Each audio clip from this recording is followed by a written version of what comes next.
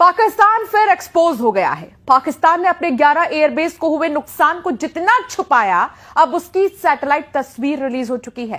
साफ नजर आ रहा है रावलपिंडी एयरबेस पर हुए हमले के बाद जनरल मुनीर के बंकर में छुपने की खबर क्यों इतनी वायरल हो गई।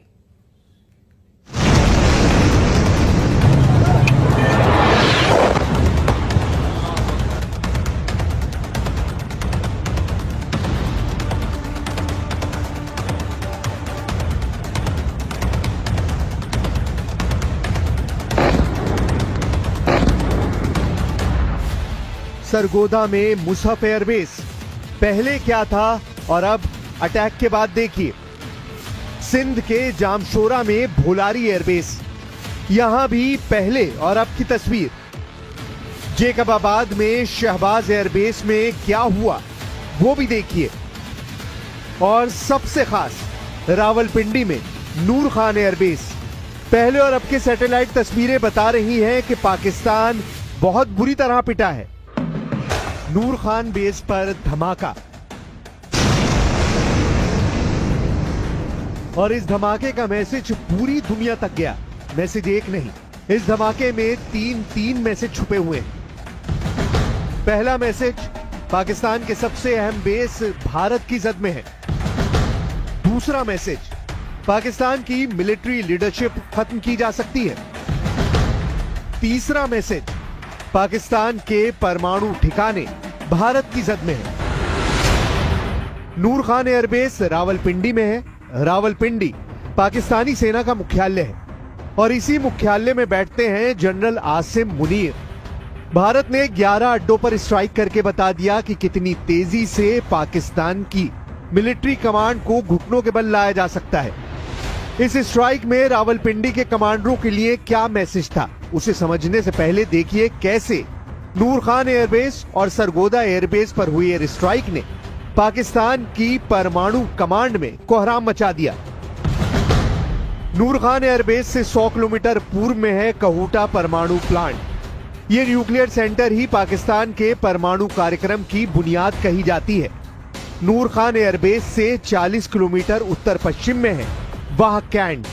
यहीं पर पाकिस्तान के परमाणु वॉरहेड असेंबल किए जाते हैं। नूर खान एयरबेस से 40 किलोमीटर पश्चिम में है फतेह जंग। यहीं पर पाकिस्तान बैलिस्टिक मिसाइल लॉन्चर तैयार करता है। नूर खान एयरबेस से 30 किलोमीटर उत्तर पश्चिम में है तक्षशिला। यहां भी पाकिस्तान की मिसाइलों की टेस्टिंग की जाती है, उनके लॉन्चर तैयार किए जाते हैं। नूर खान एयरबेस से चंद किलोमीटर पश्चिम में है नीलौर प्लांट। यहां परमाणु बम के लिए पाकिस्तान की प्लूटोनियम फैसिलिटी है। एक धमाका और पाकिस्तान के परमाणु कार्यक्रम पर पंजे वाला हमला हो गया। एक टारगेट से 5 अड्डों तक मैसेज गया। पाकिस्तान के न्यूक्लियर से लेकर मिसाइल कार्यक्रम की धज्जियां कैसे उड़ाई जा सकती हैं, ये बात शहबाज शरीफ और जनरल आसिम मुनीर को बहुत ही साफ तरीके से समझा दी गई। आसिम मुनीर को डराने वाली स्ट्राइक एक बार फिर देखिए। इस्लामाबाद से 10 किलोमीटर दूर नूर खान बेस पाकिस्तान की एयर मोबिलिटी कमांड का हेडक्वार्टर भी है। भारत पर आतंकी हमला हुआ तो मुंह तोड़ जवाब दिया जाएगा। हम अपने तरीके से, अपनी शर्तों पर जवाब देकर रहेंगे। हर उस जगह जाकर कठोर कार्रवाई करेंगे जहां से आतंकी जड़ें निकलती हैं। दूसरा, कोई भी न्यूक्लियर ब्लैकमेल भारत नहीं सहेगा। न्यूक्लियर ब्लैकमेल की आड़ में पनप रहे आतंकी ठिकानों पर भारत सटीक और निर्णायक प्रहार करेगा। भारत ने पाकिस्तान के नर्व सेंटर पर हमला किया है।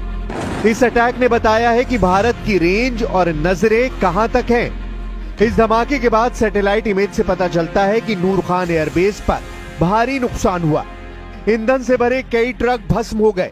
पाकिस्तान मिलिट्री का एक गोदाम भी चपेट में आया और इस धमाके के बाद मलबा रनवे तक पहुंच गया। ऐसे धमाके ने साफ साफ मैसेज दिया कि पाकिस्तान की लीडरशिप किसी भी वक्त खत्म की जा सकती है। जनरल मुनीर के बारे में फौरन खबर वायरल हुई। खबर यह कि मंगला कोर के साथ युद्ध अभ्यास के दौरान टैंक पर चढ़ने वाले जनरल मुनीर बंकर में छुपे हैं। 10 दिन में वक्त बदल गया, हालात बदल गए, जनरल के जज्बात बदल गए। खबर फैली कि टैंक पर चढ़कर भारत को ललकारने वाला जनरल 2 घंटे तक बंकर में रहा। इसमें कितनी सच्चाई है ये बात जनरल मुनीर और उनके करीबी जानते हैं। रावलपिंडी में नूर खान एयरबेस पर धमाके के बाद से ही पाकिस्तान का सबसे बड़ा खौफ शुरू हो गया। नूर खान पर भारत की स्ट्राइक ने पाकिस्तान को बहुत कुछ सोचने पर मजबूर कर दिया। इस धमाके में वो ताकत थी जिसकी गूंज पाकिस्तान के कोने कोने तक पहुंची। भारत के हमलों से डरे पाकिस्तानी फौज और खुफिया एजेंसी के अधिकारियों को लगा कि भारत जिस तेजी से सटीक हमले कर रहा है, ऐसे में कहीं उनके हथियार उन्हें ही न मार दें।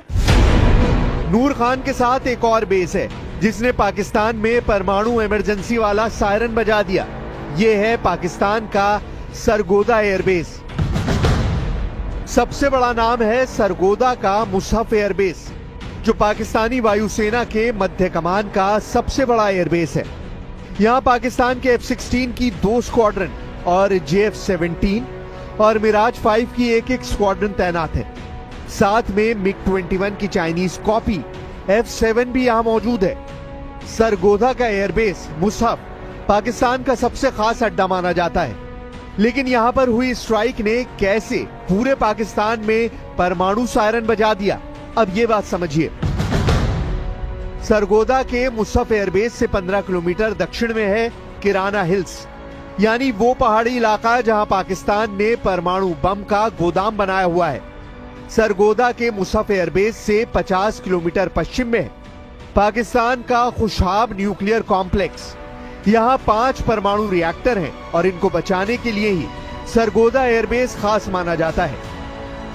सरगोदा पर स्ट्राइक को लेकर सबसे बड़ा जिक्र किराना हिल्स को लेकर ही हो रहा है और इसने इस्लामाबाद से लेकर व्हाइट हाउस तक पूरी दुनिया को बेचैन कर दिया है।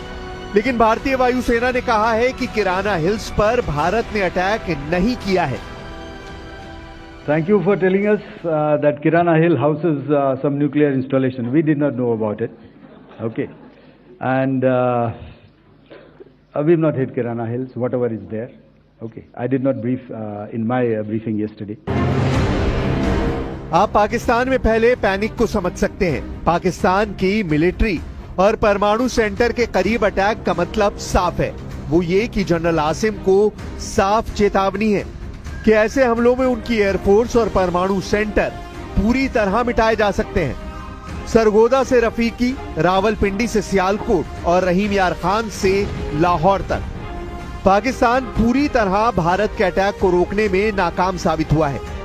पाकिस्तान की इसी नाकामी ने अब आसिम मुनीर की फौज में ऐसे हालात पैदा कर दिए हैं कि जब एक कमांडर दूसरे कमांडर को शक की निगाह से देख रहा है। देखा जाए तो भारत की स्ट्राइक को रोकने में नाकाम रहे पाकिस्तान के सुरक्षा तंत्र में जैसे फूट पड़ गई है। एक खबर ऐसी भी है कि जिसे लेकर जनरल मुनीर ने ISI प्रमुख को फटकार लगाई है। खबर यह है कि नूर खान एयरबेस पर तैनात स्पेशल ब्रांच के DSP सैफुल्ला कोरई का शव उनके घर पर संदिग्ध हालत में मिला। DSP सैफुल्ला के मुंह पर मास्क लगा हुआ था और उनके हाथ में एक राइफल थी जिसकी दाहिनी तरफ कनपट्टी पर बुलेट होल यानी गोली का निशान था।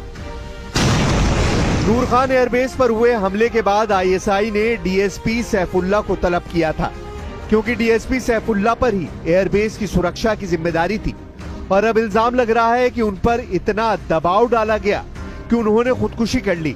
लेकिन मामला मर्डर का भी नजर आता है, जिसे लेकर ISI के अफसर बुरी तरह घिर गए हैं।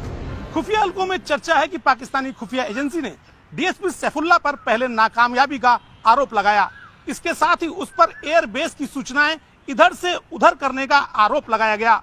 अपनी नाकामयाबी को छुपाने के लिए पाकिस्तानी खुफिया एजेंसी ने सैफुल्ला की हत्या कर दी और मामले को आत्महत्या में बदल दिया। जल्द ही पाकिस्तान में कुछ ऐसे और अधिकारी आत्महत्या कर सकते हैं। नूर खान एयरबेस पर हमले के बाद DSP सैफुल्ला की ISI के अफसरों से बहस हुई, झड़प हुई और फिर उनकी लाश उनके घर में मिली। कुल मिलाकर पाकिस्तान में हुई स्ट्राइक ने वहां के एयर डिफेंस से लेकर खुफिया तंत्र और तमाम तरीके की सुरक्षा की पोल खोलकर रख दी है। नूर खान एयरबेस पर धमाके जनरल आसिम मुनीर पर बहुत बड़ा दाग माना जा रहा है, क्योंकि इस हमले का मतलब है कि अगली बार अटैक हुआ तो पाकिस्तान की सेना अपने सबसे बड़े कमांडर को भी नहीं बचा पाएगी। पाकिस्तान में शुरू हो गया है ब्लेम गेम।